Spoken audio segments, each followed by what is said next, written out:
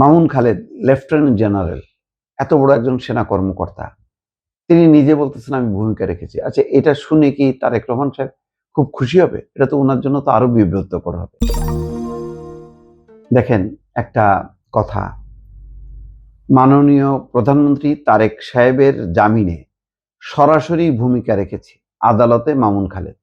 এটা কোনো ভালো কথা হলো? তারেক রহমানের বিরুদ্ধে অভিযোগ যদি থাকে, মামলা যদি হয়ে থাকে, আদালত সেটা বিবেচনা করবে। আপনি সরাসরি ভূমিকা রাখার কে? এই বক্তব্যের মধ্য দিয়ে প্রমাণ হলো যে আমাদের আদালতগুলো আসলে স্বাধীন না। এটা গত 15 বছরে শেখ হাসিনার সময় বারে বারে প্রমাণ হয়েছে, ইউনূস সরকারের সময় প্রমাণ হয়েছে। এখন কি হবে আগাম মন্তব্য আমি এখনো করব না। আমি বলছি যে আমি একটু সময় নেব, কিন্তু পরিস্থিতি যদি তেমন হয় অবশ্যই আলোচনা করতে হবে। কারণ বারবার বলছি, যতভাবেই আমাকে বিএনপির দালাল বানানোর চেষ্টা করেন না কেন, লাভ হবে না। আমি সত্য যেটা সেটা বলবো, আপনার পছন্দ হোক বা না হোক। এখন আপনি যদি মনে করেন ডে ওয়ান থেকে আমি ঝাঁপায় পড়বো বিএনপির বিরুদ্ধে, না, আমি ঝাঁপায় পড়ার লোক না। আমি টু দা পয়েন্ট, ঘটনার উপর ভিত্তি করে আমি কথা বলবো। কথা বলবো দুইটা কারণে। একটা হলো যে এটা ঠিক না, সঠিক না, প্রশাসনকে, সরকারকে সতর্ক করব এবং একটা জনমত গড়ে তুলব। এই চাপগুলি তো গণমাধ্যম করে। গণমাধ্যম তো কোনো সরকার বদল করে না, গণমাধ্যম জিনিসগুলি সামনে নিয়ে আসে। ওইটা হচ্ছে সরকারের কাজ, হলো ওই জিনিসগুলোকে বাছাই করা, যাচাই করা এবং সমাধান করা। তা যাই হোক, সেটা অন্য আলোচনা আরেকদিন বিস্তারিতভাবে করব। এখন এই যে একটা উলঙ্গভাবে প্রকাশ হয়ে গেল, মামুন খালেদ লেফটেন্যান্ট জেনারেল, এত বড় একজন সেনা কর্মকর্তা, তিনি নিজে বলতেছেন আমি ভূমিকা রেখেছি। আচ্ছা, এটা শুনে কি তারেক রহমান সাহেব খুব খুশি হবে? এটা তো ওনার জন্য তো আরো বিব্রতকর হবে। সরকার, প্রশাসন সবার জন্য বিব্রতকর হবে।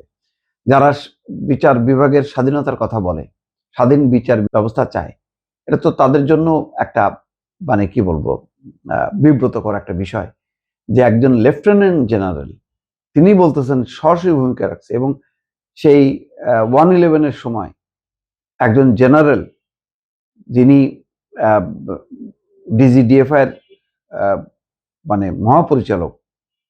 মহাপরিদপ্তরের সাবেক মহাপরিচালক, গোয়েন্দা, প্রতিরক্ষা গোয়েন্দা মহাপরিদপ্তরের সাবেক মহাপরিচালক লেফটেন্যান্ট জেনারেল অবসরপ্রাপ্ত মামুন খালেদ আজকে এই কথা বলতেছে। তার মানে ওই সময় আদালত, পুলিশ, প্রশাসন কি ছিল এটা দিয়ে বুঝতে পারেন।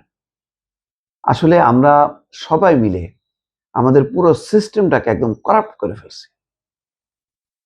আমার এখনো মনে আছে যে যখন নাকি বিডিআর হত্যার সময়, ঘটনার সময় আমাকে বলা হচ্ছিল যে লিখে দেন যে সব সেনা অফিসার মারা গেছে,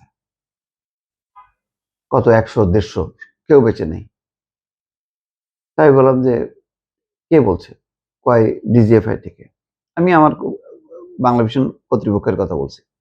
তা বলছে ঠিক আছে, তারা লিখিতভাবে দিক আমাকে, আমি কোন সূত্রের উপর ভিত্তি করে বলবো? আমি করিনি শেষ পর্যন্ত। আমার কর্তৃপক্ষ বুঝতে পারছে যে এটা করা ঠিক হবে না, কারণ এই দায়িত্ব নেওয়া উচিত হবে না। পরে দেখা গেল 57 জন মারা গেছে, কিন্তু তখন বলা হচ্ছিল সব মারা গেছে। সংখ্যাটা বলবো না, 80, 100 বা 150 এরকম।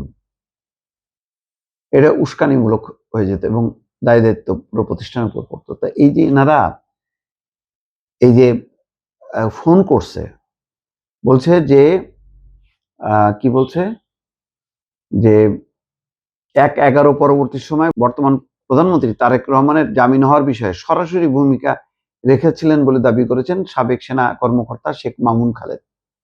প্রতিরক্ষা গোয়েন্দা মহাপরিদপ্তরের ডিজি বলছেন আজ জুলাই অভ্যুত্থানের একটি হত্যা মামলায় 5 দিনের রিমান্ডের আদালতে এই কথা তিনি বলছেন যে 1/11 সময় তখন আমি কুমিল্লায় ছিলাম, মানে তিনি ঢাকায় ছিলেন না, তিনি জড়িত ছিলেন না। মাননীয় প্রধানমন্ত্রী তারেক রহমান সাহেবের জামিনে সরাসরি ভূমিকা পালন করেছি। সরাসরি ভূমিকা পালন করতে কি কে বলছে এটা? এগুলি যাক, উনি দোষী কি নির্দোষী সেটা অন্য আলোচনা, কিন্তু এই সব আলোচনার মধ্য দিয়ে বোঝা যায় যে আমাদের কিভাবে আজকে দেখেন উনি নিজেও আজকে কতজন ডিজিডিএফআই হয়েছেন, কাউকে আজকে অ্যারেস্ট হইতে হয়নি, কাউকে কারাগারে ঢুকতে হয়নি, জেনারেলদেরকেও ঢুকতে হয়নি। আজকে এই জেনারেলরা এই যে ডিজিডিএফআই ডিজি সাবেক মহাপরিচালক আরো তো 3জন ডিজি ডিজিডিএফআই 3জন অলরেডি পালা গেছে। তার মানে জেনারেল আকবর, তারপর আর কে ছিল, সবগুলির নাম তো আমার এই মুহূর্তে মনেও পড়ছে না। যাই পত্রিকায় দেখলাম যে 3জন অলরেডি পালা গেছে ভারতে। উনি ছিলেন, উনি আটকা পড়ছে, পালায় গেছে, তার মানে দেশে থাকলে তারা ধরা খাইতেন। তাইলে ওনারা কি, ওনাদেরকে ব্যবহার করা হয়েছে, এজন্য দায়ীকে?